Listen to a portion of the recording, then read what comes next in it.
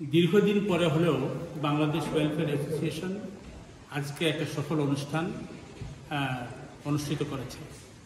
বাংলাদেশের জাতীয় দিবস, মহান স্বাধীনতা দিবস উপলক্ষে এবং মুসলিম ধর্মাবলম্বীদের এবং এক অর্থে সমস্ত মানব জাতির জন্য যে ঈদুল ফিতরের পরে আমরা ঈদ পুনর্মিলনী অনুষ্ঠান এই ওয়েলফেয়ার সংগঠনের মাধ্যমে আমরা আজকে এখানে অনুষ্ঠিত করলাম।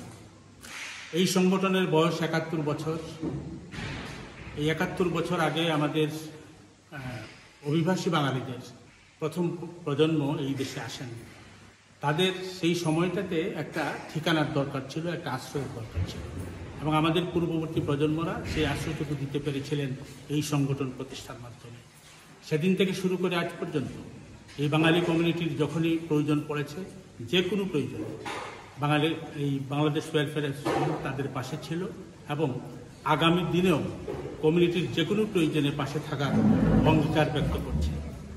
সাথে সাথে আমরা এটাও ঘোষণা করতে চাই যে ওয়েলফেয়ার অ্যাসোসিয়েশনকে আগামী জেনারেশনের জন্য যুগ উপযোগী করার লক্ষ্যে আমরা আমাদের কর্মসূচি প্রণয়ন করব এবং প্রবাসী বাঙালিদের কাছে আমরা অনুরোধ করতে চাই, আহ্বান জানাতে চাই, অতীতে যেমন আপনারা আমাদের সাথে ছিলেন, ভবিষ্যতে আপনারা আমাদের সাথে থাকবেন, অর্থাৎ ওয়েলফেয়ারের সাথে থাকবেন।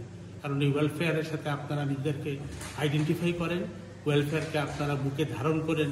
আসুন আমরা সকলে মিলে ওয়েলফেয়ারের আগামী দিনের সংগ্রামে, আন্দোলনে, সুখ এবং দুঃখে একসাথে থাকি।